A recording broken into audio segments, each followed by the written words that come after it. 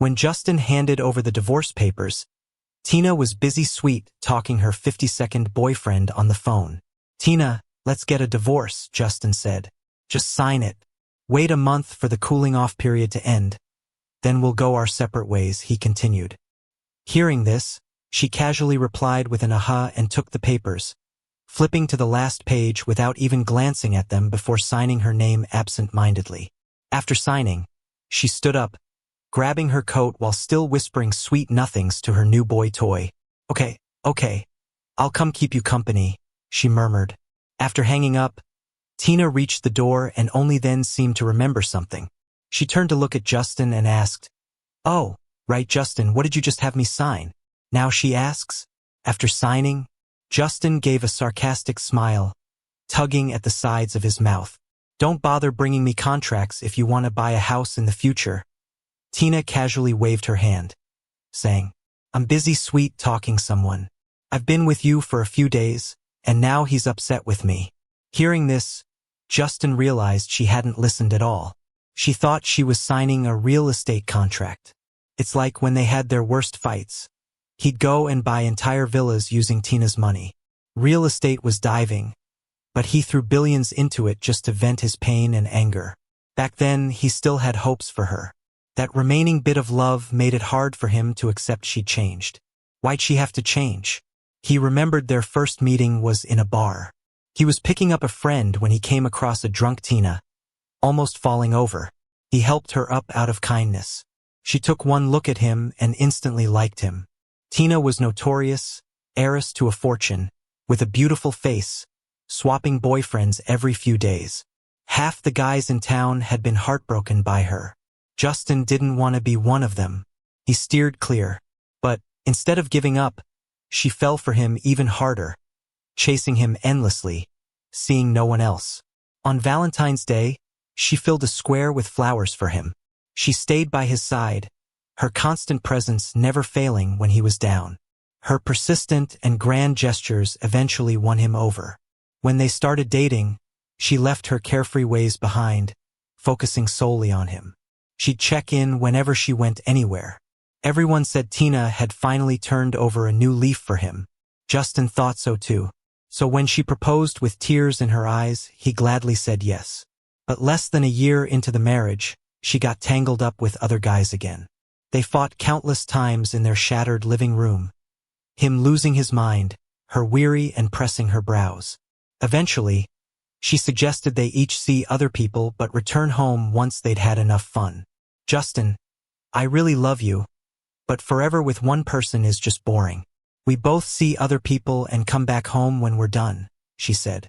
Justin wouldn't agree, but she didn't care and went ahead anyway. Gradually, he collapsed too and ended up with a naive college student, Emily. At first, it was just to spite Tina. But Emily was sweet, calling him affectionately, always there at his lowest. She was at his side when a car accident left him on the brink, staying through follow-ups. Her purity healed his wounded and aching heart over time. He thought of giving her a house or a check, but she wanted none of it, only a commitment. "Leave her and try with me," she said with clear and loving eyes. In her gaze, Justin saw a reflection of his whole self, battered by marriage but not broken. She seemed to just glow. At that moment, he was moved.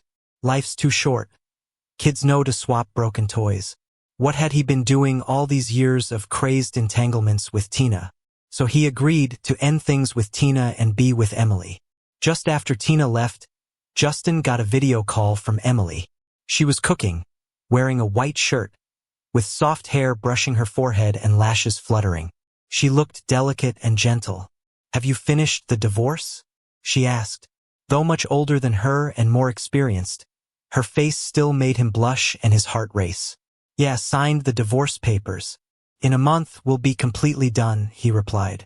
Emily's lips curved slightly with delight. "If you're done, then don't let her touch you this month. I'll check." Justin didn't expect her to say that. His face reddened, voice firm, "Don't say such things." In her eyes, a hint of possessiveness flickered briefly before she pouted. "You're mine. I won't share you." Afraid the conversation would get inappropriate, Justin hurriedly changed the topic. praising her until she hung up smiling. She was great, really. Just clingy. After the call, Justin bought a calendar. For a month, he'd mark each day passing. From October 1st to the 10th, Tina hadn't returned once. But Justin knew where she went, who she was with, and what she was doing. Her new flame, also her company's intern David, would brag about their whereabouts on social media every day. They'd either be having afternoon tea at a restaurant or playing golf. They'd either be enjoying the city lights from a mountaintop villa or soaking in a hot spring together. Funny thing is, Tina, with her wild nature, never spent that much time on one man before. Previously, those fleeting romances lasted no more than a month before she'd get bored. But this David guy somehow had managed to hold her interest for over 3 months now. Maybe it was the unusually long-lasting affair that gave him confidence. Unlike other men who kept to themselves, he boldly added Justin on social media as a quiet form of provocation. Justin didn't think much of these little tricks. He was on the brink of divorce, so why would he care? Lately, he's been keeping busy cleaning out the house. Meticulously chosen razors, suits pressed daily, and a limited edition Patek Philippe he stayed up all night to snag.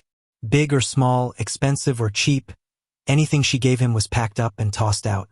Along with the thrown items went all his grievances from the marriage and his once genuine feelings for Tina. He's decided to say goodbye to the past and start fresh. 2 days later, Tina finally returned.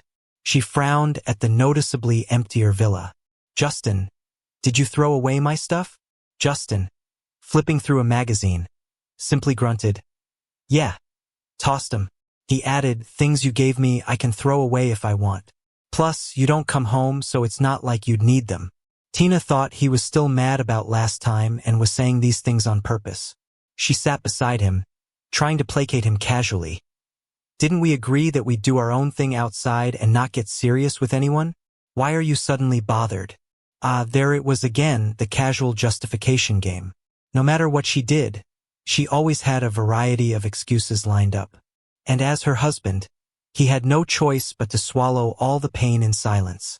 But now he's done arguing over pointless matters.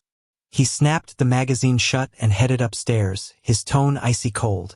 "You're overthinking it. I really don't care." Tina thought he was pretending not to care and held his hand. Then, under his impatient gaze, she pulled a card from her pocket and placed it in his hand. "Don't be mad. I'm taking you to an auction tomorrow. You can bid on whatever you like to cheer up, okay?" Justin instinctively wanted to decline, but a glance at the Sotheby's logo on the invite changed his mind. He agreed. After all, they were getting divorced. Might as well enjoy her money while he could. At 5 p.m., Tina's car was at the villa's entrance right on time. Justin, bag in hand, was about to open the car door when he saw a familiar face. It was David. Holding a big bag of snacks and drinks from the passenger seat, he greeted Justin with innocent cheerfulness. "Sir, I get carsick. Would you mind sitting in the back today?" Seeing the fleeting smugness in his eyes, Justin glanced at a dashboard decoration that caught his view. A branded custom piece with a sign reading David's exclusive passenger seat. Without saying a word, Tina sensed Justin's displeasure and softly coaxed. "David's never been to an auction, bringing him out to see the world. He's sensitive, Justin. Can you give him a break?" "Sure, why not?" He wasn't after her anymore, just a mere seat. Justin chuckled lightly and got in the back seat. Throughout the ride, David nibbled on various cakes and snacks, feeding some to Tina using his own utensils, all the while flaunting their affection. The two chatted diversely, her laughter never waning at his funny remarks and occasional whining. Justin, throughout, couldn't even muster a glance, simply enjoying the autumn view through the car window. Upon arrival, it didn't take long before David began whining about his shoes hurting his feet. Tina teasingly called him delicate, but without a second thought, she led him to a nearby mall to pick out flat shoes, helping him try on pair after pair. Watching her half kneel to check shoe softness, Justin couldn't help but recall when he fell sick with a fever, deeply hoping she'd just get him a glass of water. Yet she refused with a sense of superiority. Indeed, David was her little prince on a pedestal with preferential treatment. But once, wasn't he also cherished by her the same way? Back in the day, he didn't want to yield to her pursuits and jokingly said if she could get red bean cakes, he might consider. The specific cakes were far across the city, and given it was snowing heavily, it was evidently a challenging task. Nevertheless, she set off, returning after 5 hours with still warm cakes from her arms. Numerous times after, Justin wondered why, if the love back then was genuine, did she change so swiftly? Perhaps she hadn't changed. He just failed to see her true nature, at first unseen by him, the deep oceanic nature of her being. And no one ever draws back the depths of the ocean. Justin laughed to himself, took the invitation, and entered the venue ahead. It wasn't until the first auction item was up that Tina and David finally made their entrance. The event was both an auction and a dinner, tables adorned with delicacies and seasonal crabs. As they sat, David fixated on the crab, pestering Tina to have some. With a resigned, gentle smile, Tina carefully folded his sleeves and declined a waiter's help, taking it upon herself to gracefully crack the crab, serving the meat and roe to him. Seeing her chivalrous elegance brought stars of admiration to David's eyes. Justin, however, remained quietly observant, noticing that after finishing the crab, David pointed to the rare, limited edition luxury watch being showcased.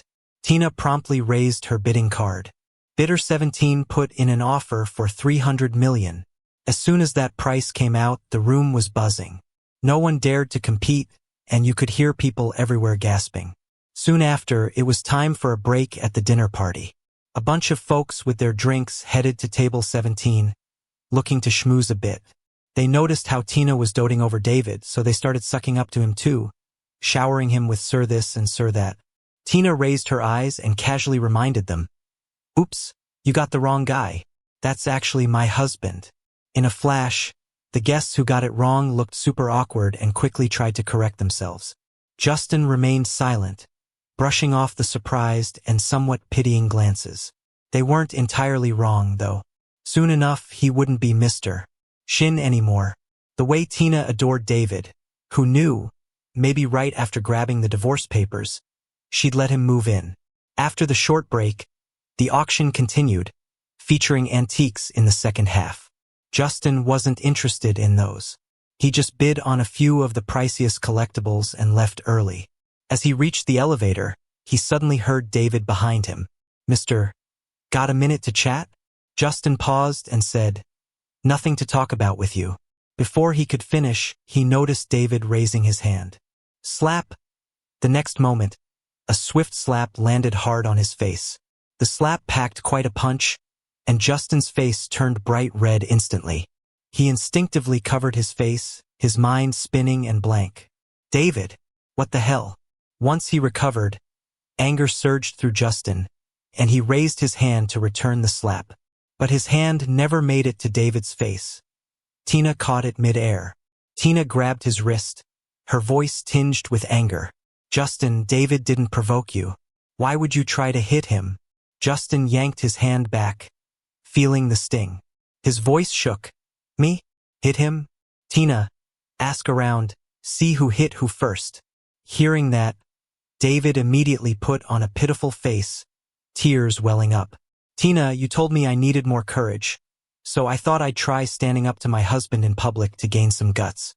I mean, when else would I get the chance? But Mr. was so scary just now, I was terrified, wah wah." Once Tina understood what went down, she frowned.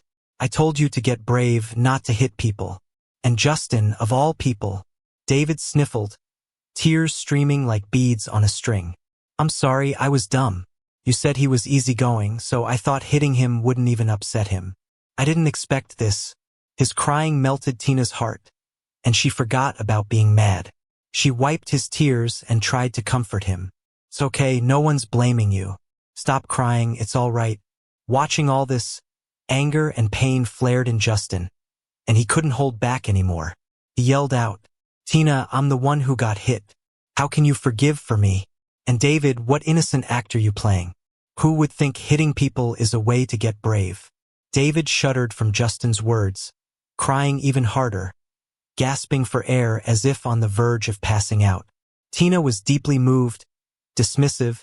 David grew up spoiled, doesn't have much strength. How hard could a slap be? And now he's so guilty he's practically fainting from crying. Justin, that's enough. Saying that, she left with David in tow. Justin couldn't believe what he just heard, feeling like he was plunged into an ice pit. In the end, he's not even sure how he got home. He kept telling himself not to cry, holding back tears all the way. His eyes ended up bloodshot. When he finally reached home, the housekeeper noticed the red mark on his face and was shocked. She asked if he'd been bullied, ready to call Tina to stand up for him. No need, he softly stopped her. All of his pain, it was all by her hands. Justin sat by the window with an ice pack on his face for an hour. The swelling finally went down a bit when he got a message from David. "Mr. Made it home? I'm at the hospital. Tina was so worried about me. I just passed out, and she got me the whole VIP floor with a dozen doctors for tests. How's your face, by the way? Must really hurt from what I did. Look, if you want, swing by the hospital and maybe I'll lend you a doc to check if your face is fine." Justin just glanced at it and sent it straight to Tina. It wasn't until the early hours that she replied with a few words. He meant well. Justin laughed, a bitter laugh mixed with tears. In the next moment, he sent a voice message. "Protecting him so much? Why not marry him? I'll step aside and wish you both a lifetime of happiness." Tina replied almost immediately. "Justin, why say things out of anger? How many times do I have to tell you you are my husband? With these people, I'm just having fun. Don't overthink, please. Rest up. I'll be home tomorrow." Seeing that message, Justin felt frustrated, like punching a pillow. He chuckled bitterly and, not wanting more pointless chatter, turned off his phone. The next day, after lunch, Justin went back to the old house. He brought the jade jewelry set, a family heirloom supposedly, his mother-in-law gave him when they got married. Unfortunately, Tina's parents had flown out to Bali for vacation that morning, so they weren't home. Justin asked around, and hearing they'd be back only a month later, he handed the jewelry to the housekeeper and left. After grabbing a few things from the store, he headed home. The lights were on in the living room. Tina was on the sofa, a bunch of gift boxes piled on the table. Hearing him come in, she put down her phone and glanced at him. "Heard from the housekeeper you returned the family heirloom?" Justin just made a sound like Tina let out a little sigh and sat down next to him. "Are you still mad? Come on, I got you so many gifts. Can you forgive me just this once?" Even when he gave the family heirloom back, her first reaction was still that he was mad. Not that he wanted to cut her out completely. She's that sure of herself, so sure he'll never leave her. That's why she does whatever she wants and suggests crazy things like just seeing other people, breaking his heart with different guys every time. Justin didn't say anything. He just glanced at the box with the familiar logo and then looked a bit sarcastic. "The things I want are one of a kind." Tina was puzzled. Somehow Justin knew she picked the same gift for David and seemed momentarily startled. "Justin, you've got it wrong. I sincerely wanted to apologize. I asked David to help me pick it. He liked it too, so I bought two. Don't sweat the small stuff, okay? Small stuff, small stuff." Justin's so tired of that term. He flipped the gifts over. "Gifts can come by the dozen. Is your love sliced up into pieces too? Tina, I just regret it now." His eyes were getting wet. Regret believing her back then. Regret marrying her. He didn't finish, but Tina understood what he meant. She couldn't just sit there anymore. Grabbing his hand, she said, "Justin, you gotta know, my heart's really only for you. If not, why would I marry you? Just give me a few more years to have fun, and I'll come back to you." Empty words. Justin didn't want to hear them anymore. He pulled his hand away, sounding incredibly calm. "Then just wait."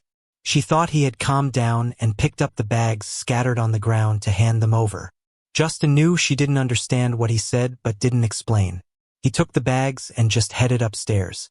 He was waiting for the divorce cooling-off period to end, not her wake-up call. Justin's birthday was coming up. Tina's parents, despite being overseas, remembered and had a valuable bracelet shipped from Europe. The address was Group's HQ. Justin was going to tell them about the divorce deal with Tina, But since they were off traveling, he didn't want to ruin it for them. So he held back. He dropped by the group. Tina's parents had left the gift on his office desk. She was in a meeting, so he went in alone. Right when he opened the door, he saw David already taken the outer packaging off, wearing that glittering bracelet on his wrist. David looked startled when he saw him and put on a timid, scared face right away. "Sir, what brings you here?" Justin wasn't interested in his display. He walked over, intending to take back his bracelet. "Came to get what's mine." At his words, David's eyes flashed with envy and unwillingness. He held onto the bracelet tightly. "Like it that much?" Justin was about to let go when David purposely jabbed his fingers against the sharp edge of the desk. Blood dripped from his fingertips as he fell onto the couch, sobbing softly. "Sir, it just looked nice. I wanted to admire it a bit more. Do you have to be so harsh?" Before Justin could react, he was pushed off balance from behind, landing hard on the coffee table. His forehead hit the table's edge with a thud, bleeding immediately. His face went pale from the pain. As he looked over, he saw Tina rushing in, her eyes full of concern, tending to David's wound, distracting and bandaging it. At that moment, Justin realized David's act. He managed to stand up shakily, picked up the blood-stained bracelet, and held it up to David. Tina thought he was showing off, and an unexplainable anger boiled inside. She was about to lash out when Justin beat her to it. "You like it? It's yours. Take it." David stopped acting surprised and forgot to shed fake tears. Tina didn't get what he was doing either, frowning hard. "That was from Mom and Dad. For you." "For me?" "No, for the son-in-law. He soon won't be." Justin put the bracelet down.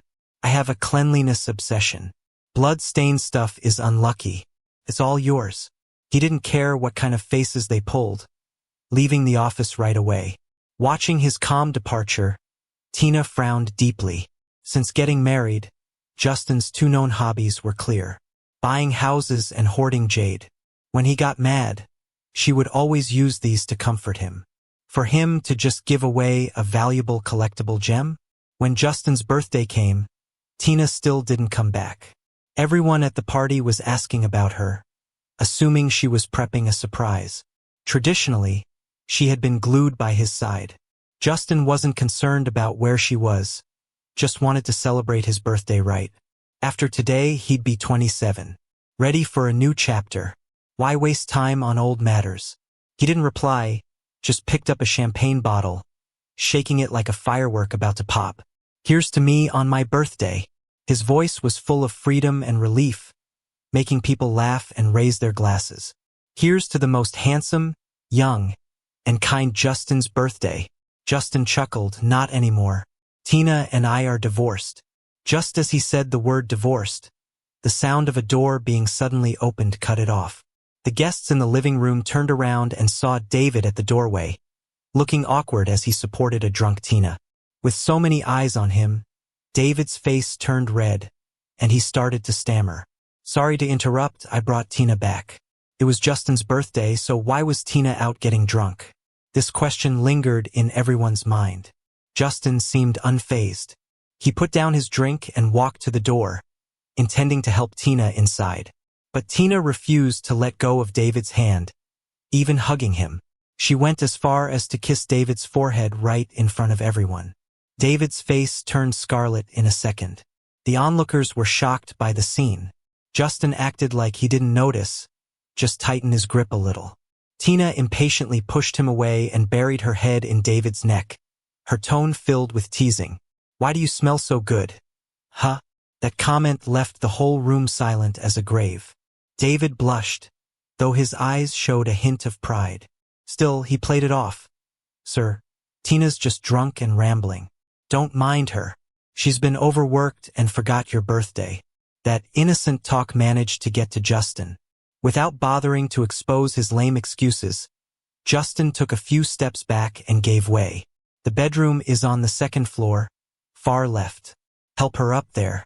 David hadn't expected Justin to be so calm. His smile froze, but soon, he nodded and led Tina upstairs. Once they were out of sight, Justin picked up the champagne bottle and smiled at the guests. Anyone still in the mood to drink? Understandably, the vibe was killed, and everyone started making excuses to leave. Watching the living room slowly empty out, Justin leaned against the couch, sipping his drink. By 11, David finally came downstairs. With no one left to put on a show for, he swaggered out, slamming the door for effect. Just after he left, Justin's phone rang. Seeing Emily on the screen, a small smile crept onto his usually indifferent face. "Didn't we just talk this morning?" On the other side, Emily's voice sounded a bit glum. "It's your birthday. If you won't come to see me, can't I at least call to wish you happy birthday?" Thinking of how pouty she got when he couldn't come earlier, Justin softened and began to coax her gently. "Sweetheart, this is the last birthday I'll spend while married. If it makes you happy, I'll give you all my future birthdays. You can celebrate them however you want." "Okay." Hearing this, Emily sounded amused. "Any way I want? Promise you won't back out." He chuckled softly. "I even got divorced for you. When have I ever lied to you?" The two chatted for a good while, and after wrapping up their conversation, Justin was about to hang up when fireworks exploded outside. Turning, he saw the dark night skies lit up with millions of bright blasts, way brighter than any falling star could ever be. Emily's gentle but determined voice came through the phone. This time, she didn't call him brother. "Justin, happy birthday. Every year from now on, I'll be by your side." Her words stunned Justin. Did Emily arrange this? He rushed to the window, realizing the whole city was lighting up, revealing a costly display. Emily was just a student. How could she afford it? Must have been a coincidence. The next day, Tina woke up and saw the party decorations still up in the living room, realizing it had been Justin's birthday the day before. Rubbing her aching head, she called her assistant to pick out the most expensive jade pieces and deliver them immediately. But instead of the secretary, David showed up. Seeing him, Tina's headache intensified, and she spoke more sharply than usual. "Why are you here?" David pouted, his eyes filled with faux hurt. "I wanted to see you more, so I volunteered to bring the gifts." "I'm sorry. If it bothers you, I won't come anymore." Tina couldn't resist him. Watching him pretend to cry, she caved, soothing him quickly. "All right, I didn't mean it like that. Don't cry, okay?" David continued his dramatic act, crying even more. Tina, desperate to calm him down, promised she'd fulfill any request he had. His tears finally stopped, and he spoke softly. "Anything? Even if it's a star in the sky, I'll get it for you. I want to stay in this villa for a few days, be with you all the time." "Okay." Tina's smile faltered, not because of anything else, but because she'd promised Justin she wouldn't bring anyone home, no matter what. Just as she was about to say no, footsteps came from the staircase, along with the housekeeper's greetings. She quickly stood, intending to explain to Justin why David was there, but David spoke first. "Good morning, sir. This is the birthday gift from Tina." "Oh yeah, my neighborhood's been sketchy lately, so Tina agreed I could stay here a few days. You don't mind, right?" Justin ignored the provocation and remained expressionless. "Suit yourself." David didn't expect Justin to be so indifferent, forgetting the prepared lines for his boast. Neither did Tina, surprised by his easygoing manner. Just as she was about to speak, David clung to her arm, playing the brat. "You see, Tina? He's totally okay with it." The words of refusal were caught in her throat. She looked up at Justin and finally noticed something was off. She frowned slightly. "Justin, do you really not mind?" Justin's expression was indifferent. "Doesn't matter. Let him stay." After that, he signaled for the housekeeper to serve breakfast and leisurely returned to his room. David, pleased at achieving his goal, immediately went home to pack his bags. Tina, however, was left standing there, frozen. All morning, she was uneasy and found excuses to knock on Justin's door several times. "My brother can be a bit noisy. Aren't you worried he'll bother you by moving in? If you're not happy, just say it. I won't let him move in." "Justin, I said before, those people outside are just for fun. They can't compare to you. Don't bottle things up." Again and again, Justin grew annoyed. He pressed his fingers to his temples. I told you I really don't mind. Seeing his expression, Tina, usually nonchalant and carefree, suddenly felt a wave of panic. Why don't you mind? You weren't like this before. Justin glanced at her and gave a natural smile. Isn't that great? Didn't you always hope I'd stay this way? With that, he used the excuse of needing sleep to gently show her out. That night, David moved in with his luggage. Justin watched as he acted like the man of the house, ordering the servants around, but he said nothing. He just quietly tore off a page from the wall calendar. The sound of it, like nails on a chalkboard, sent shivers down Tina's spine. Seeing the few remaining pages, she couldn't help but ask, "Do you tear that calendar every day for something important?" "Nope, just for fun." His casual tone made Tina increasingly anxious. She thought about Justin's recent odd behavior, which started after David showed up, and had a moment of realization. Watching David on the second floor pointing and giving orders, she finally stood up.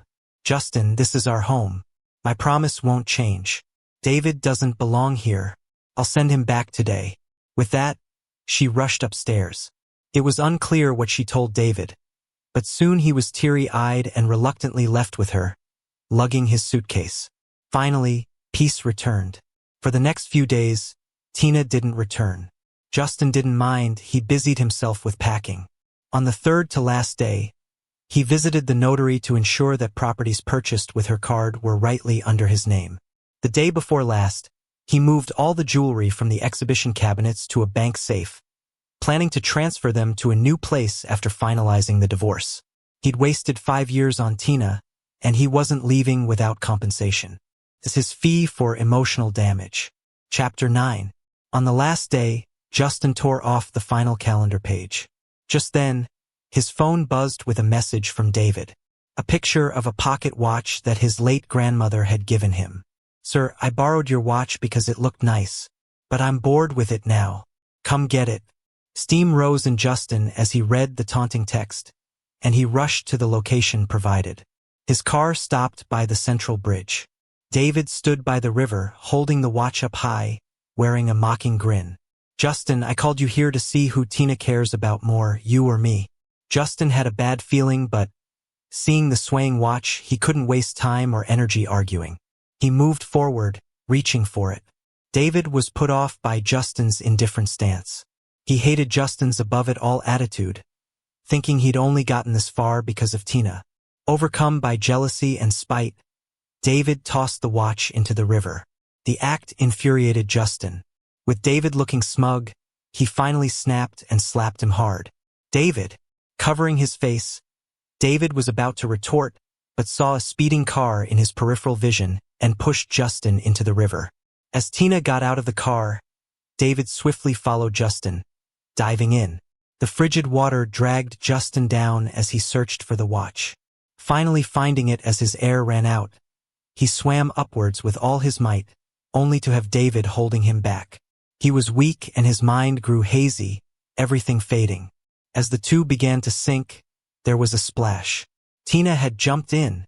Before losing consciousness, Justin saw her unwaveringly swim toward David, watched her save him and bring him to shore, watched her cradling an unconscious David, calling his name over and over. She never looked once at him. Through blurred vision, tears slid down Justin's face. Summoning his last bit of strength, he surged out of the water. The afternoon sun warmed his drenched body as he climbed out, gasping for air. Standing tall, he looked towards the bridge where Tina was administering CPR to David. Tightening his grip on the watch, he walked towards the street. Just as they brushed past each other, Tina belatedly called out to Justin, "Justin, you can swim. That's why I saved David first. Are you okay?" Justin paused for a moment. "I'm fine." Watching David slowly open his eyes, Tina finally breathed a sigh of relief. She walked over and grabbed Justin's hand, saying, "Justin, let me take you home." Before she could finish, David's voice interrupted, sounding teary. "Tina, my head hurts." Tina hesitated for a moment, and Justin, with a hoarse voice, said, "You should take care of him. Don't worry about me." Tina quickly replied, I'll take him to the hospital and come back to be with you. From where she couldn't see, Justin shook his head with teary eyes. His meaning was clear. From now on, she didn't have to worry about him anymore.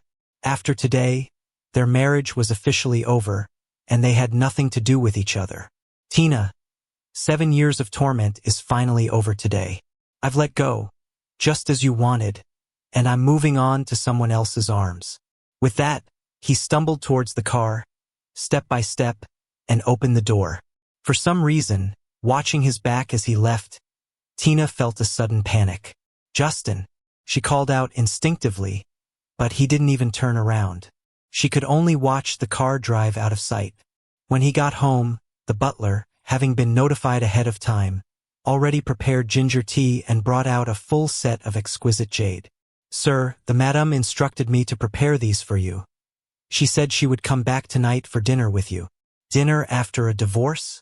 He shook his head, got up, and went upstairs to change clothes, packing the last of his belongings. After dragging his luggage downstairs and ignoring the butler's shocked questions, he said hoarsely, "When Tina comes back, let her take a good look at the document she signed a month ago. Tell her that Tina, in Justin's story, the chapter is officially over." With that, he stepped out the door, took the ring off his finger, and tossed it into the trash can at the entrance, then got into his car. The dark purple sports car sped south, disappearing into the night. The car came to a halt outside the villa. Seeing the entrance empty, Justin took off his sunglasses and asked, "Where's Emily?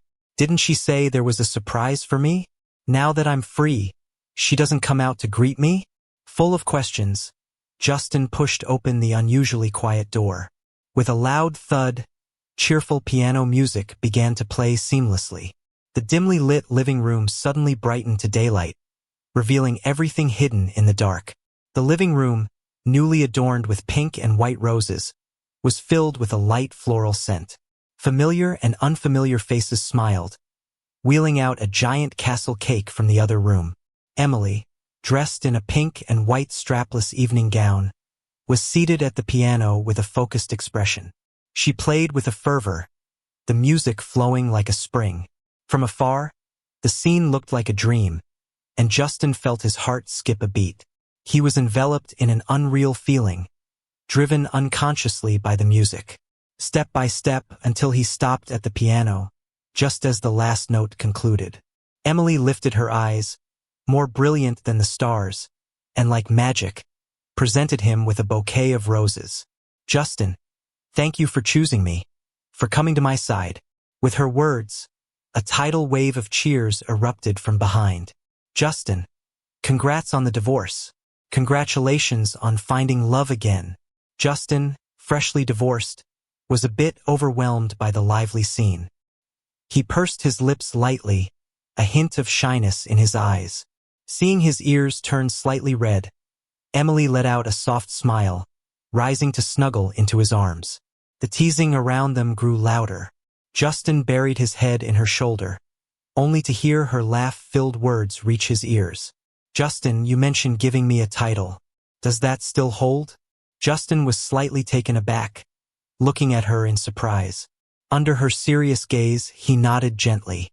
In the next moment, Emily stepped back and suddenly pulled out a bouquet. The crowd's cheers grew louder, nearly lifting the roof. When she took out a box from her pocket, revealing a pure and dazzling diamond ring, Justin felt his breath catch. It was then he vaguely realized why she had put together such an elaborate surprise and asked him that question. And as he thought, that's exactly what it was. Emily took his hand and placed a kiss as light as a feather on his right ring finger. Focusing on him and all their friends, she asked with utmost sincerity, "Justin, will you give me a chance to become your fiancé?" Everyone around collectively held their breath, waiting until after the proposal to shout in unison, "Say yes." Justin's heart raced with the enthusiastic cheers. Looking into those eyes so near, filled with expectation, memories of countless moments with her sped through his mind. When they first met, she was there for him when he was devastated and drinking. She was the one who wiped away his tears then, with unmatched gentleness. When he talked about wanting to be her patron, she would hug him, saying it was her honor to catch his eye. During countless sleepless nights, she sat by him, sharing interesting stories to lift his spirits. Emily made him believe that his life hadn't reached a dead end. He still had the chance and strength to start anew. She taught him that his overwhelming love wouldn't drown in a hopeless marriage abyss, but rather be reborn after the trial. He had crossed that nightmarish darkness and reached the dawn. And waiting there at the end of his journey was Emily. So even though he felt uncertain about the future, uneasy about walking from one marriage into another, it all vanished because of the person before him. He made the most sincere choice, giving the most steadfast answer. I do. In the early hours of the morning, David's fever finally broke. After getting him to sleep, Tina stepped out onto the balcony. She rubbed her tired eyes and sent 2 messages to Justin on her phone. Justin, I've got something to deal with tonight. I'll come see you tomorrow. Are you feeling all right? Anything bothering you? Need me to send a family doctor over? The guy who usually replied in seconds was silent today. After waiting a few minutes with no response, Tina figured he was asleep and left it at that. She sank into a chair, answered some work messages, and opened her social media feed. Mixed in with all the vacation and party posts were a few proposal videos from the same angle. They were shared by some of Justin's friends, and seeing them, Tina squinted and couldn't help but click on one. The video opened on the girl getting proposed to. Tina felt the face looked vaguely familiar, like she'd met her before somewhere. But she didn't dwell on who it was and was about to exit when the camera panned to the left, catching the guy getting proposed to from behind. With one glance, Tina sat bolt upright, eyes wide with her phone close to her face. The guy's back looked an awful lot like Justin's. That thought raced through her mind, then she dismissed it quickly. She shook her head, trying to clear it. They were still married, he still wore his wedding ring. How could he agree to someone else's proposal? It was probably just a friend she hadn't met before. With this reasoning, she calmed herself and exited the video, even leaving a like. The next minute, she heard coughing from the hospital room, and her thoughts of resting were gone as she went back to care for David. All night, David stirred restlessly, waking and sleeping, and Tina stayed awake, vigilant against his fever returning. By morning, exhausted, she called in her assistant to stay with David while she headed home to rest. When she stepped into the house, she sensed something was different, an unusual emptiness. She couldn't pinpoint it at first, but soon noticed that the previously cluttered spaces seemed oddly bare. All the collectibles in 3 or 4 display cases had vanished, the colorful tableware in the dining cabinet was gone, and the cushions and toys from the sofa had disappeared too.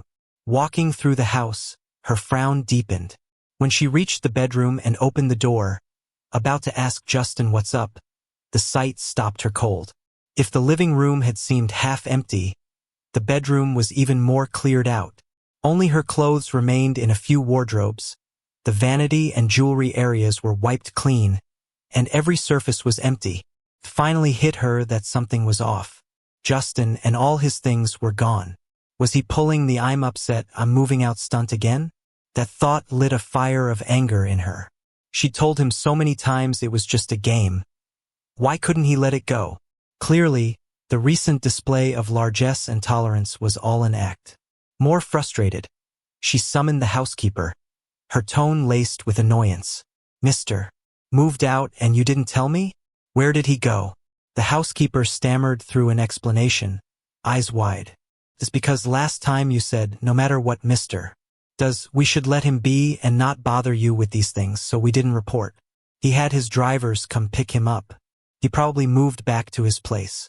Back to his place? So his parents might know too? How did Justin blow such a small thing out of proportion? Tina's face turned stormy as she grabbed her phone to call him. After a long ring, no answer came. Her patience wore thin, and as she kept dialing, she moved to the bed. Pressing her fingers to her weary eyes, a glimpse of a stack of papers on the nightstand caught her attention. Seeing the words "divorce agreement," she froze, a look of disbelief slowly spreading across her face. Divorce? Was this Justin's current antics? Realizing this, fury flared anew within Tina. Even during their worst fights, he never brought this up. Now just because he fell into some water and she wasn't there for him, he wants a divorce? Is his gripe with David so huge? Is marriage a mere game to him? Anger surged, veins bulging on her forehead, as she grabbed the papers, about to flip through them when Justin's cold voice came through the phone. "What's up? You're really pulling a divorce stunt to threaten me? Is this really necessary?" Faced with her angry demand, Justin sounded unsettlingly calm. He picked up a remote, opened the curtains, stretched a bit, and slowly replied, "Of course not." Hearing this, Tina's tension eased for a split second, then spiked again with his next words. "Our marriage is done. Why would I need to threaten? Done?" Tina let out a sarcastic laugh, eyes stormy. "You think it's over because you say so? I'll never agree to sign any divorce papers." "Oh, so you haven't seen the contents yet." Justin, in slippers, strolled to the table, sipping the coffee he had prepared in advance. "I'd advise you not to speak too soon. Maybe look over the agreement first." His nonchalant tone suddenly unsettled Tina's firm stance. Her grip tightened on the paper, creasing it in frustration. After a moment of hesitation, she decided against further arguing and opened the agreement. It stated the divorce was due to infidelity, and marital assets would be split by law. At the bottom, her own signature was glaringly there. The moment she saw those 3 words, her mind went blank for a second. Her first thought was someone forged her handwriting, and anger bubbled up inside her. "Justin, forging signatures is illegal," she thought. "This agreement can't be valid." Forgery? Justin couldn't help but chuckle softly. Remembering the scene from the day they signed the agreement, he could understand her feelings and patiently explained. "If you don't believe it, you can have a professional do a handwriting analysis, see if it's really you who signed it." Tina's already tangled heart turned into a complete mess. She stared at those fancy scribbles over and over, trying to find any flaw. But from start to finish, the strokes and writing style were identical to her own. She felt suffocated, as if she couldn't breathe. She didn't remember signing this divorce agreement. Did he trick her into signing it when she was drunk or unaware? That seemed like the only possibility. Finding a sliver of hope, Tina took a deep breath, her tone becoming firm again. "You tricked me into signing it without me knowing. It doesn't count." Justin expected this day to come. He pulled out a video from the day she signed and sent it over. "This divorce is final, no more room for negotiation. If you have any disputes or different thoughts, whether it's an amicable divorce or going to court, contact my lawyer. He'll handle the divorce proceedings for me. Tina, this marriage is over for me." With a beep, the line went dead. Tina was so angry at Justin's resolute tone that her face turned dark, a stormy expression. She opened the video, and as soon as she saw the noisy bar in the background, a blurry memory came to her mind. The next second, a crystal clear "Let's Get Divorced" played from the speaker, and Tina felt her blood freeze. She fixated on the screen, watching herself casually answering the phone on the couch, and then signing her name on the agreement without any hesitation. She shivered uncontrollably. After watching the brief video only once, hidden memories surged back. So, that day, what Justin asked her to sign wasn't a property agreement, but a divorce agreement. Her mind was full of her little tantrum about David.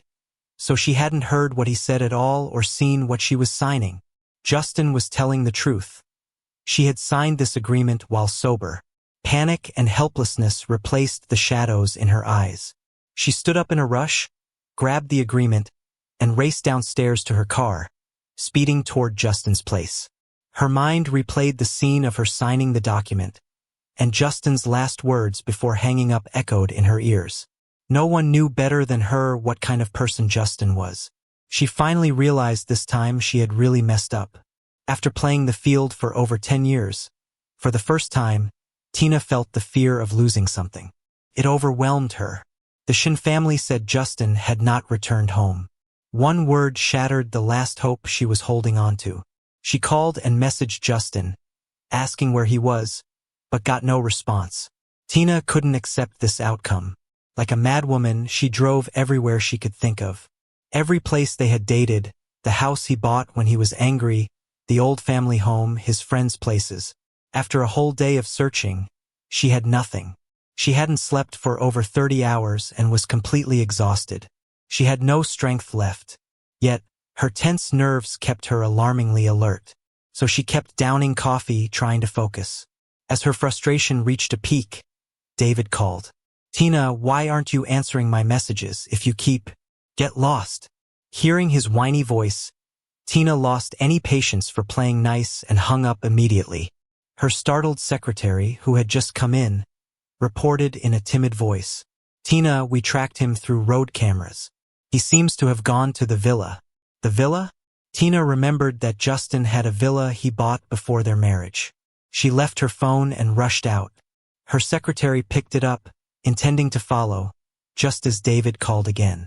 Watching Tina's car speed off, her secretary remembered her instructions to pay attention to David's matters and answered the call.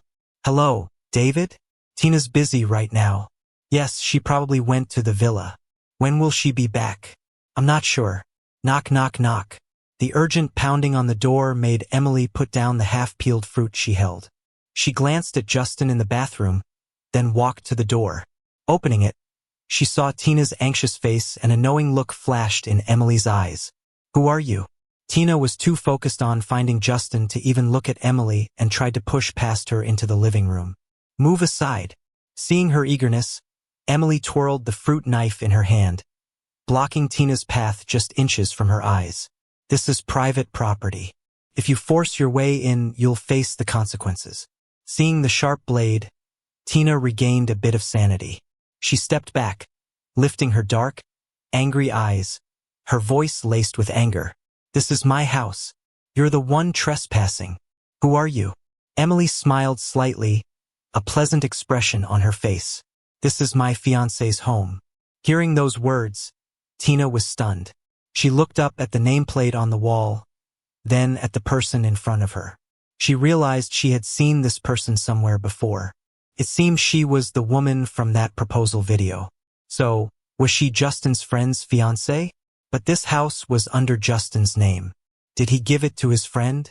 Tina's mind raced with countless thoughts, but she was still clueless. So she decided to just ask directly. "Who's your fiancé?" Emily was waiting for that question. She put away the knife, gently blew off the dust, and glanced at Tina with a smug and pleased look in her eyes. "Exactly. What are you doing here?" Hearing Justin's voice, they both turned around. Emily's haughty demeanor vanished instantly, and she became as docile as a declawed cat. "Justin, this person suddenly broke into the house. I think she's a thief. Should I call the cops?" Her quick change in attitude left Tina dumbfounded. But the moment she caught Justin's gaze, she snapped back to reality and hurriedly called out, "Justin!" Justin didn't expect to walk out of the shower into a showdown between his ex-wife and fiancé. He wiped the water off his hair and walked to the door, speaking in a calm voice. "What are you doing here? Didn't I say to contact my lawyer if anything comes up?" Just one sentence extinguished the glimmer of hope in Tina's eyes. She visibly wilted, looking panic-stricken and confused, her voice carrying a hint of urgency. "Justin, I think there's some misunderstanding between us. Can we talk this through?" Justin frowned slightly. Instead of responding to her, he turned to look at Emily and spoke a bit softer. "Weren't you going to make dessert? Go ahead. I'll help you out when I'm done here." Upon hearing this, Emily's face fell, and she reluctantly shook her head. "I don't trust this person, Justin." Justin didn't let her finish, coaxing her a few steps inside before closing the door. He then turned back to look at Tina, his voice turning frosty again. "A misunderstanding? I don't think there's any misunderstanding between us. Everything you did this past year really happened, didn't it? It's perfectly reasonable to divorce a wife who cheated multiple times." Watching how these two interacted in a way that was more than just friends, a strong sense of disgust arose in Tina. She was about to ask Justin who this person really was when his words threw her off balance again. "I was wrong, Justin. Could you forgive me? Give me another chance, and I promise I won't mess up again. You'll be the only one in my heart. I swear." Justin had heard a similar promise from Tina 5 years ago when she was trying to win him over. But the result? So, hearing her promise again now, he only found it laughable. What makes you think I'd give up the freedom I finally got to go back to a miserable marriage? Why do you think I'd give a second chance to a promise-breaking woman like you? This place isn't a recycling center. You've picked the wrong person. Tina's face turned ghostly pale at his words. She didn't understand how things had gotten to this point. She felt her mind was in chaos. Regret and fear were slowly eating away at the little sanity she had left. She wanted to explain it all, but considering what she had done, she felt she had no defense. Silence stretched between them. Who knows how much time passed before a familiar voice came from the entrance of the house. Tina. David, still recovering from illness, ran over breathlessly and grabbed Tina's arm. Justin glanced at their clasped hands, and Tina, as if waking from a dream, threw his hand off urgently, pushing him to the ground. David didn't expect to be humiliated in front of Justin. Angrily, he looked up, meeting Tina's cold stare and Justin's brief smirk. He interpreted the smile as mocking revenge, fueling his rage further, and couldn't help but perform his act. Tina, what's wrong? Did he say something to you again? Didn't you promise not to believe one side of the story? Didn't you tell me he has a bad temper but you'd be understanding? Shut up. His manipulative words halted abruptly when Tina shot him a chilling glare. Watching their little drama unfold, Justin couldn't help but find it amusing, offering a critique. Since we're divorced, let him continue. I'm really curious about how the person I loved for 5 years turned out to be such a deceitful hypocrite. Tina's eyes widened, desperate to explain, but David interrupted with a shocked exclamation. You're divorced? Justin nodded, smiling indifferently at the fallen man before him. Yes, divorced. And I'll never remarry. Congrats, David, your turn now. Each word was like a knife stabbing into Tina's heart. She trembled uncontrollably, staring at Justin with despair, but only saw his calm smile. That liberating smile was 100 times more painful than his words. Ashamed to face him and fearing more unbearable words, she stumbled away into the darkening evening. She had to escape. The pain here was just too much for her to bear. David hadn't recovered from the shock yet when he got knocked down. He watched Tina walking further away. He got up slowly, leaning on the ground, wanting to chase her. But then something hit him, and he turned around, giving Justin a smug look. Justin, I've always said you stand no chance against me. Justin quietly watched him, walking down the stone steps step by step until he was in front of him. He was about 5 centimeters taller than David, so he glanced down, easily seeing the arrogance in David's eyes. Remembering the water-damaged pocket watch and everything from before, Justin realized it was time to settle things with him. He flexed his fingers and joints, put on a polite smile, and then gave David a hard slap across the face, surprising him. With a loud smack, David's already flushed face swelled from the impact, and he was knocked a few meters away from the force. Despite the stinging and numbness in his fingertips, Justin felt incredibly satisfied and at ease. He fearlessly met David's fiery gaze and spoke softly. This slap is for you. Got any complaints? David didn't expect him to suddenly attack, but he had no strength to retaliate, only screaming at the top of his lungs. Justin, just you wait. Tina won't let you off when he finds out. Hearing this, Justin's smile grew even brighter. He squatted down slightly, raised his hand, and slapped David's left cheek again. The crimson palm prints mirrored on both sides, quite satisfying his OCD, and his tone became lighter. This one's for my pocket watch. Now we're even. Of course, if you want revenge, feel free to bring Tina along. I wouldn't mind giving her a couple of slaps too. With that, he stood up calmly, not sparing David another glance. Turning his head, Justin saw Emily at the window, looking displeased. The moment they made eye contact, she hurried over, opened the door, and gently rubbed his hand, her voice filled with concern. Why didn't you let me join in? Does your hand hurt? Seeing her, Justin felt his heart soften. Nope, doesn't hurt. Next time, why don't you do it for me? Hearing him speak so tenderly, Emily's mood finally improved.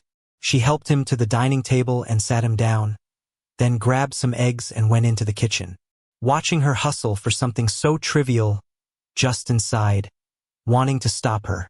It's fine, it won't swell, no need to boil the eggs. Emily ignored him, finishing her task before sitting beside him, rolling an egg in his red palm. Seeing her being so earnest, Justin found it both exasperating and endearing. Did you get too caught up watching? Is the pear and silver fungus soup ready? I've been looking forward to it. Emily held onto her silence, refusing to take his bait, so Justin switched tactics. Are we heading to City A in a couple of days? Didn't you promise to take me home? How about we pack tonight? Emily finally spoke up. First, a trip to Europe, then City A. Europe? What's up there? Emily glanced at him, a hint of indulgent compromise in her eyes. The watch is your grandma's keepsake, right? Gotta fix it first. Otherwise, she'd be heartbroken when we visit her. Justin didn't expect her thoughtfulness, feeling a wave of warmth inside. But he checked the watch on his way over yesterday. It seemed beyond repair, and he didn't want a wasted trip. No need. It just stopped working. As long as I've got it, it's fine. His voice was full of reassurance, but Emily's eyes grew more sympathetic. She set down the egg, took his ring from her pocket, removed during his bath, and slowly slipped it on his ring finger, speaking earnestly. Let's go, treat it like a vacation. Anything related to you, I'll give it a try, even if there's only a 1% chance. Despite being unwell and with a swollen face, David waited outside the villa all night, unable to get in. The chilly autumn wind blew away much of his resentment. By dawn, he was feverish again, sobbing and constantly texting Tina to garner sympathy.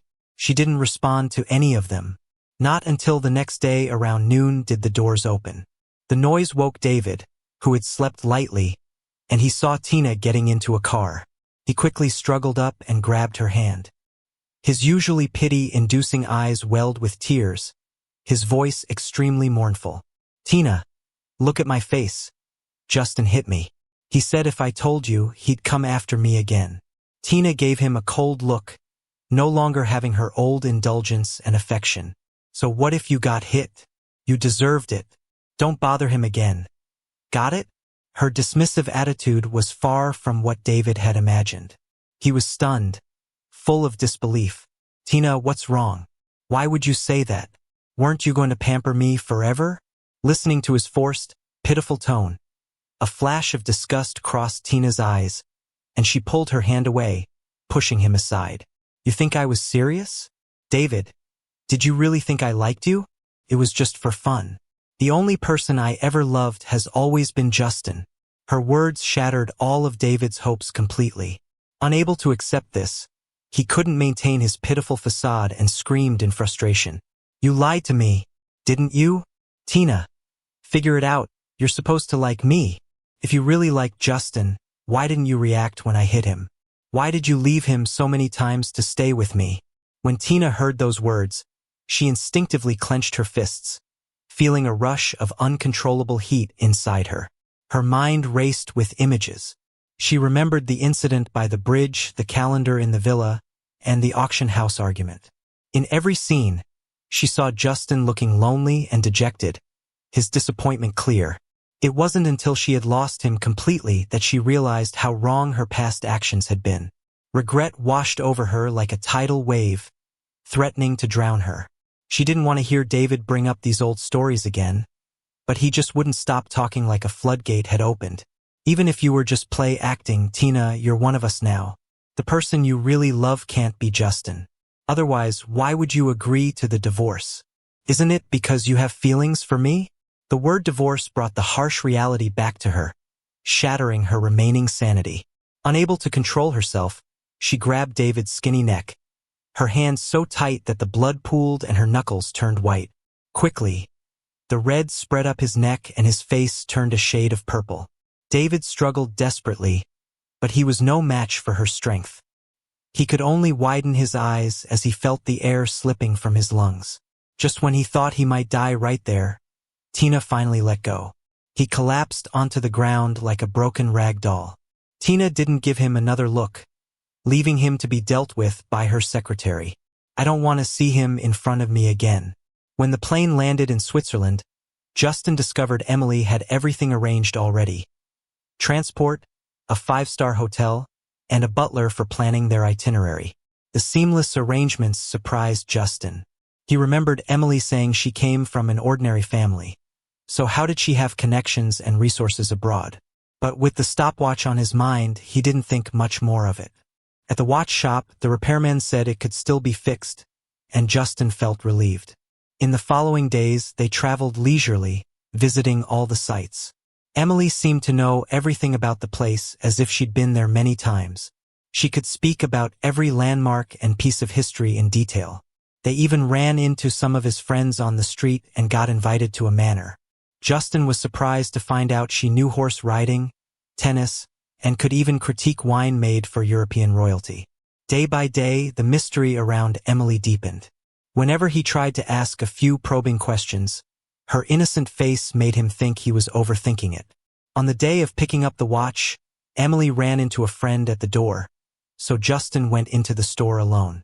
They had tickets to return home that afternoon, so he didn't dawdle and quickly got the watch before heading out. But once outside, he couldn't see Emily anywhere. Instead, a crowd had gathered a few meters away. After scanning the area and not spotting her, Justin made his way over to the group. Before he got too close, he heard a voice very similar to Tina's. "What's it to you?" Hearing it, Justin froze for a moment. He climbed a nearby flower bed to get a proper view of what was happening. Sure enough, it was Tina. In just a few days, she looked much worse for wear, with bloodshot eyes as she grabbed Emily by the collar. "I'm looking for my husband. What's it to you? Get out of my way." Emily appeared much calmer. She glanced at Tina and casually batted away the hand wrinkling her clothes. "Justin's already divorced you.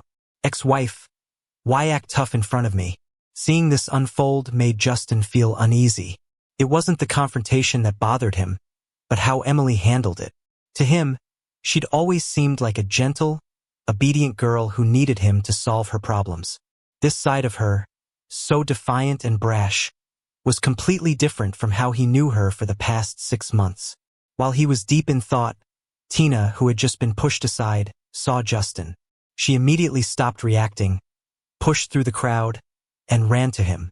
"Justin, why did you come to Switzerland without a word? Do you know how worried I was when I couldn't find you?" After being together for 5 years, Justin knew her current worry was genuine. But now, he didn't need this on-again, off-again affection anymore. He looked at her quietly, his eyes calm like a still lake. "Whether I travel overseas or not is none of your business. Besides, I'm not alone. I'm with my fiancé." Those words hit Tina like a thunderclap, leaving her frozen in place. Her mind went blank, all thoughts stopped except for one, repeating mechanically, "Fiancé?" Amid her disbelieving gaze, Justin nodded slowly and called out into the crowd, "Emily." In the next second, the woman who had been confronting someone transformed into a meek little lamb, peeking out with innocent eyes. "Justin, you're back so soon." Justin detected a hint of guilt in her voice. He indeed had many questions for her, but that moment wasn't the right one. So he pushed aside his doubts and waved her over. Emily immediately jogged over to him and instinctively reached out her hand, helping him down from the flower bed. Seeing them so comfortable and familiar with each other, Tina's stunned expression began to crack just a little. She clenched her fists tightly, looking at their intertwined fingers with shock, her voice sharp with loss of control. "Is this woman your fiancé?" Justin turned Emily's hand slightly, revealing 2 gleaming rings right in front of her eyes. "Is there a problem?" His casual tone ignited the fire of rage in Tina's heart. "It's been less than a week since our divorce." Justin glanced at her calmly, his tone still even. "Correction. With the mandatory cooling-off period, it's been 35 days. This statement left Tina speechless. She had spent days poring over that agreement at the lawyer's office, trying to find any loophole at all. But even after a team of top-notch lawyers reviewed it, they came up with nothing. She even contacted Justin's lawyer, hoping to negotiate and void the agreement. But their stance was firm. They said if there was no agreement on divorce, they would file it in court. Tina knew that was Justin's doing. If you want to untie the knot, you have to untie it yourself. Left with no choice, she composed herself to find him, chasing him abroad. She thought that once she found him, admitted her fault, and reflected on their past 5 years, he'd soften and come back. But reality struck Tina hard. She never imagined Justin would agree to someone else's proposal just days after their divorce. Her gaze locked onto Emily's face, and suddenly memories she'd shelved flashed back. The social media posts, the woman proposing, that figure resembling Justin. Only then did Tina realize she'd already seen their proposal video. At that time, she was too engrossed in her flirtation with David to know that Justin was determined to divorce. All at once, those piercing, unforgettable feelings of pain resurfaced, completely dousing her tiny hope. Meeting his now emotionless eyes, she bitterly asked her final question. "Are you with her just to get back at me, Justin?" At those words, Emily's eyes flickered too, turning gently to look at him. Facing these two meaningful, laden stares, Justin remained unfazed, because he already had his answer prepared. From the day he received the divorce papers from the lawyer, Justin knew that as soon as Tina learned the truth, she'd ask this question. After all, from her perspective, he was so deeply in love with her that she could openly cheat, use the excuse of not having had enough fun yet. She believed his love was unshakable, that even transferring it to someone else one day would be out of revenge. She wanted to use this excuse as comfort for overindulging herself. See, true unwavering love didn't exist in the world. All your previous flirtations were nothing but part of human nature. Anyone else in your position couldn't control themselves. They'd make the same choices. Even the man you tried to settle down with and loved couldn't remain constant for you. So why be harsh on yourself? If love is so fickle, why not give only half-hearted loyalty to it? Better to enjoy playing the game while young and then settle for someone similar when tired. Those were Tina's thoughts during her countless affairs after marriage. First, Justin didn't understand this, until he recklessly approached Emily, suggesting they have a fling. It was only then that he first felt this way. The difference was, back then, he felt guilty for breaking marital vows. He wanted revenge, but he also hated himself for being unfaithful. These conflicting emotions tormented him, nearly driving him insane. It was only after a sudden car accident that he finally saw through the confusion and found a liberating path. What was love, what was hate? In the face of life and death, they were just hollow feelings. Once you're gone, just ashes, then nothing's left. For unworthy people and things, was it really worth torturing yourself, wasting your life away?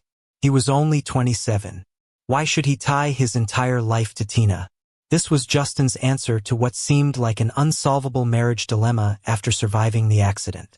So after he recovered, when Emily jokingly asked again for a formal commitment, he agreed. He decided to let himself off the hook, to stop spiraling and becoming someone as dissolute as Tina.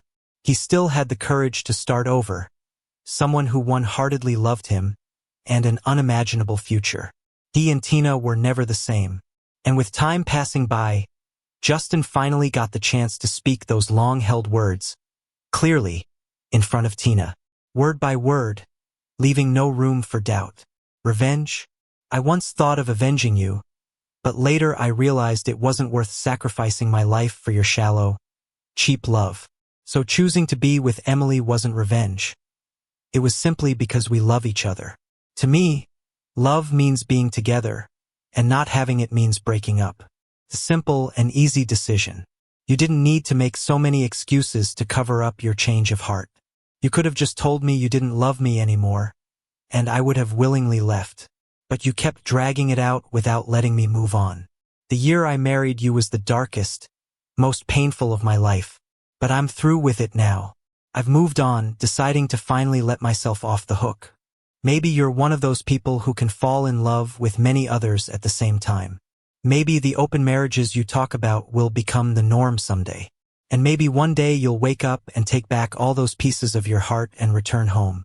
But none of this matters to me, Tina, because you and I have never been on the same path. Not before, not now, and not in the future. After saying that, Justin didn't take another look at Tina. He got in the car with Emily. In the rearview mirror, Emily could see Tina breaking down and collapsing to the ground, and she couldn't quite keep the corners of her mouth from turning up. But in front of Justin, she had to act like the sweet, innocent girl, so she turned her head to hide her laugh.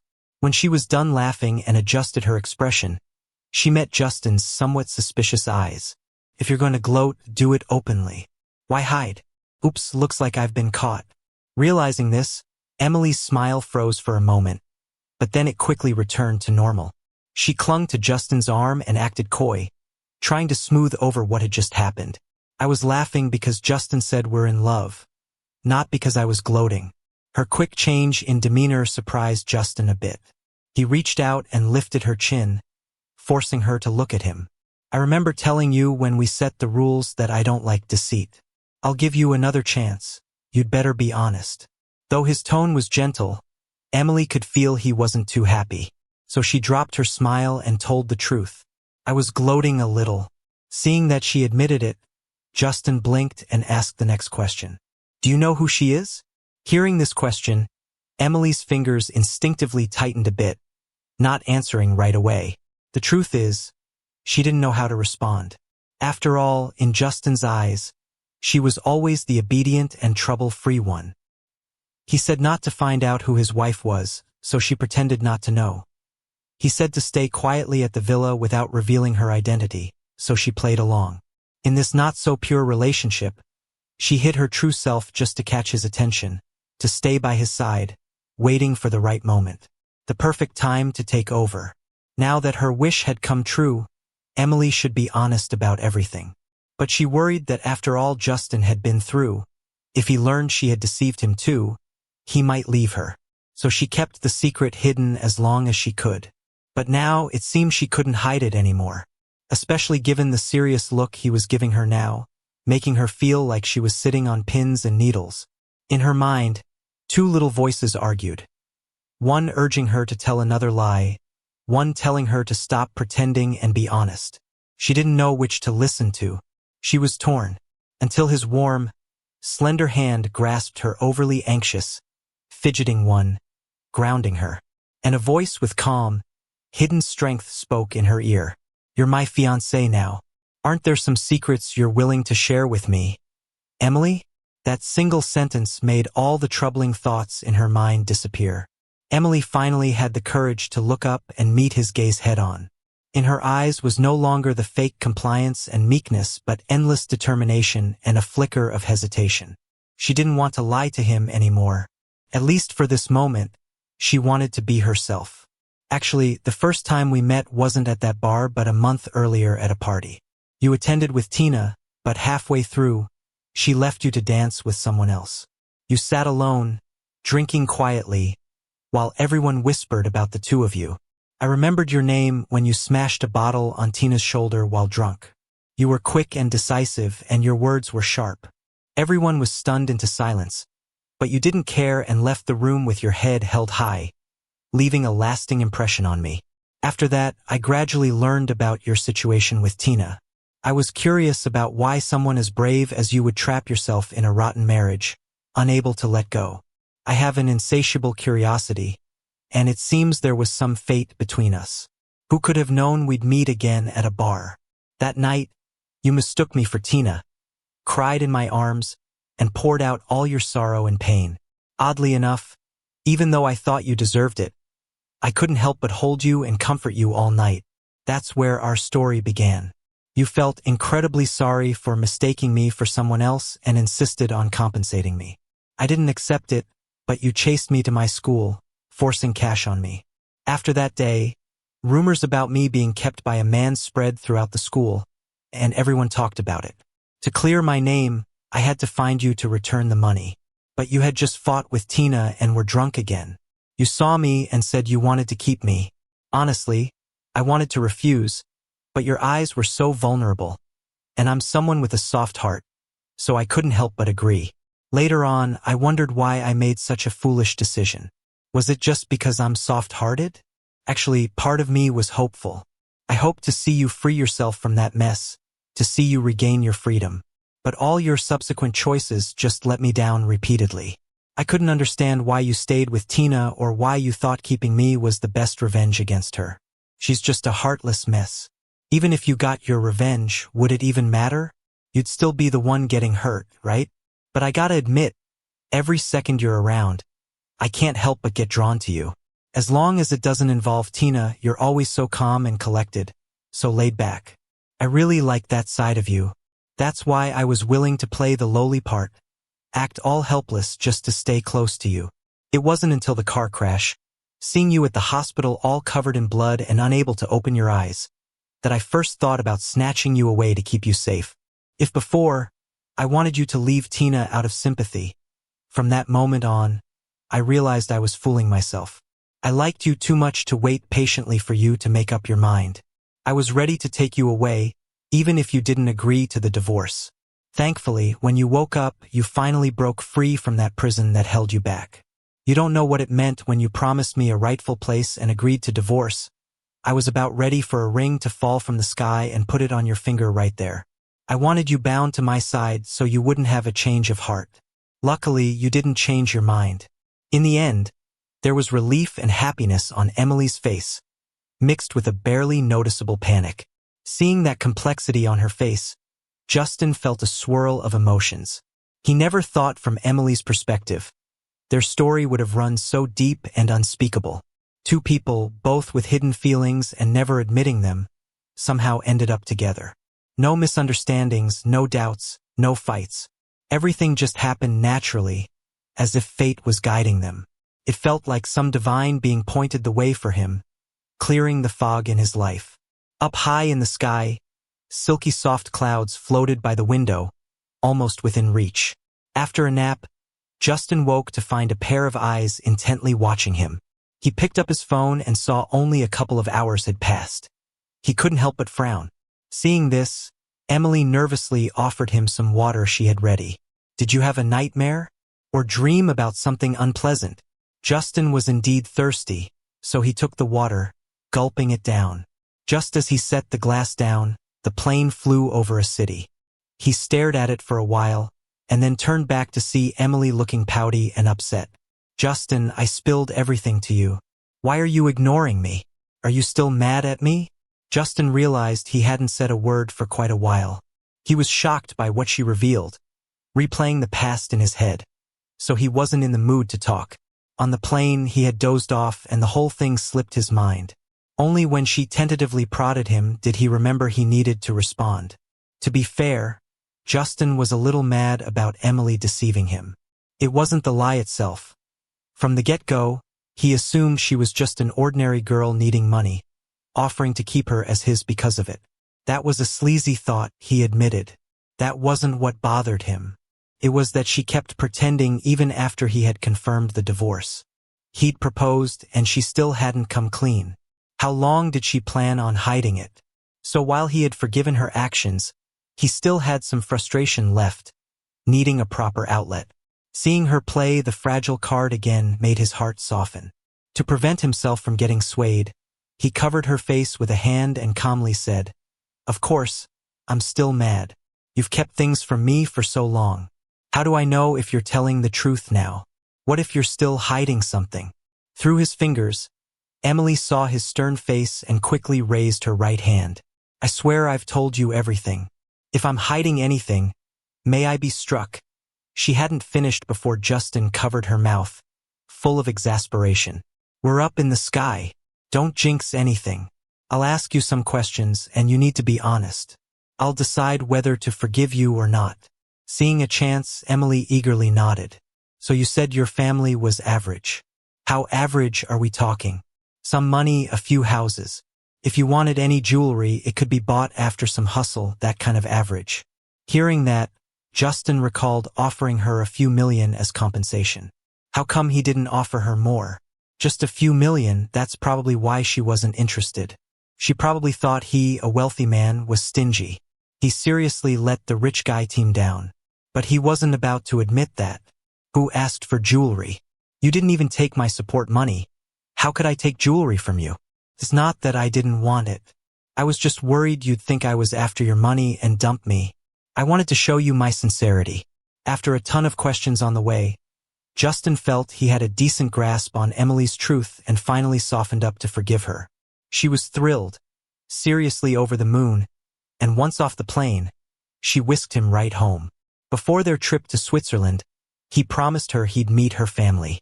But as the car rolled into the luxury villa district in the heart of City A, he fell silent.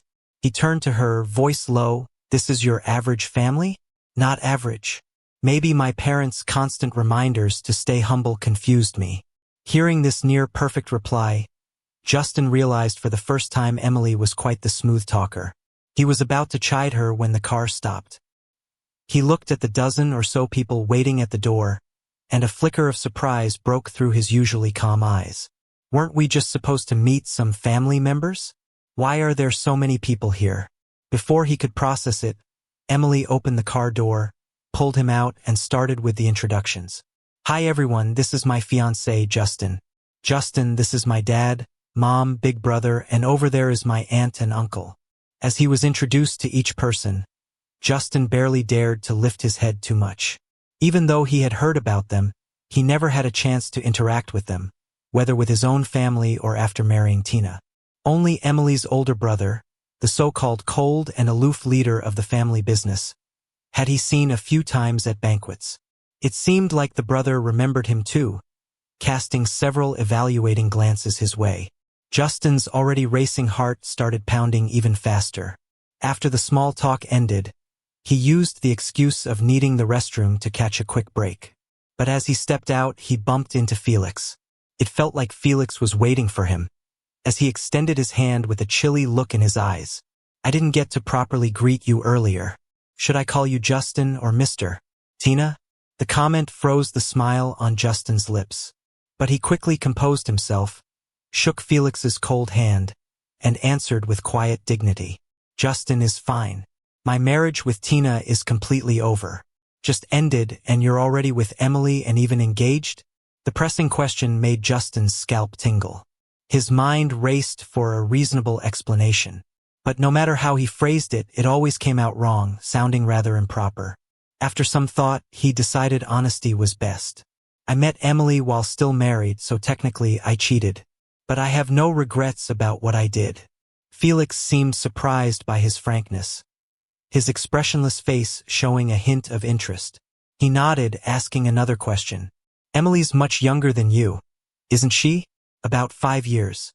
Justin roughly calculated, a little nervous now. He picked up on the implication that he might have taken advantage of the age difference to mislead a younger girl. Although that was somewhat true. But with things already as they were, and with Emily not wanting to give up, he didn't want to back down in front of her brother. He mustered up some courage. "She's young, yes, but she's an adult.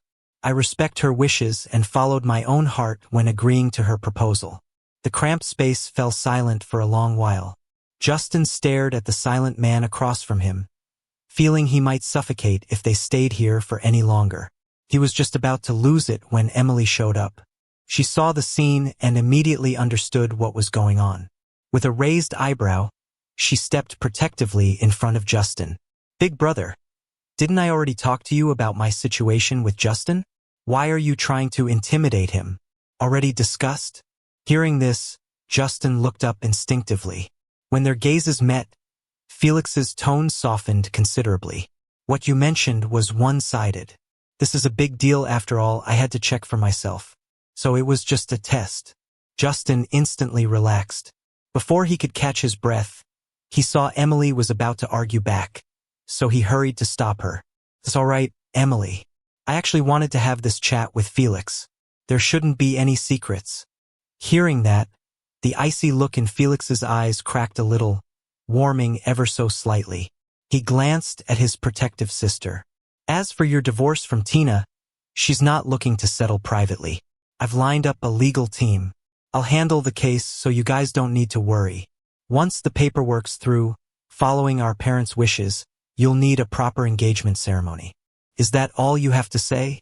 Faced with his younger sister's question, Felix nodded before turning away. Justin hadn't expected things to go this way. He leaned toward Emily, whispering a question. "Emily, are your folks truly okay with my divorce?" Felix, who was at the corner by then, turned back to look at them and spoke deeply. My sister's a grown woman, as you said. She has her own judgment and decision-making abilities. As long as she's willing, we'll respect her wishes and won't interfere. This has always been our family's tradition. Having witnessed so many twists and turns among elite families, this was Justin's first time hearing of such a straightforward family custom, and he was taken aback. Your family seems not like the rumors at all. Emily found his rare, shocked expression endearing. Holding his hand, she explained softly. It's your first time here, so it's understandable if you feel puzzled. Once you're more familiar with everyone, you'll see that they're different from how they're portrayed. Take my brother, for example. He may seem stern and unapproachable, but he's actually famous for being a pushover at home. If my sister-in-law says go east, he wouldn't dare go west. And my parents, they're retirees who enjoy peace and quiet, so they don't really speak up in noisy settings. After staying for about half a month, Justin gradually fit into the family. He genuinely felt that they welcomed him and wished him and Emily well. The anxiety and apprehension he'd felt before arriving slowly faded away. As temperatures began to drop and cold air moved in, the weather forecast predicted a heavy snow by the end of the month. Upon hearing that, Emily promptly started packing, insisting she wanted him to see the season's first snow. Having grown up in the north, it was his first winter in the south, soaking up the mild weather there. He kept saying, "Let's wait a bit for the snow." After putting it off repeatedly, they finally found themselves on a plane the day before high school. Emily had persuaded him to get on board. As soon as they landed, big snowflakes started falling. Emily wasn't as excited as he'd expected. Instead, she was eager to head home. Seeing how urgent she seemed, Justin couldn't shake the feeling that something was off. Wasn't she here to see the first snow? Why was she so indifferent now that it was snowing?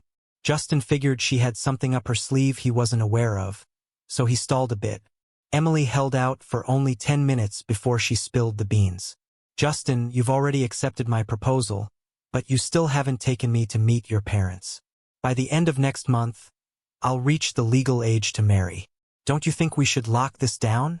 So, she just wanted a promise, huh? Justin sighed, looking more than a little helpless. "Are you in such a rush to get married? But my divorce isn't finalized yet. Getting married now would be illegal, right?" Emily took his hand and put it in her pocket, leading him slowly into the snow. "My brother said the divorce should be wrapped up by early next month. Your folks might not be thrilled with a daughter-in-law as young as me, so we need to start getting them on board." "You're right about that. But what if they won't agree? Then just talk me up a bit.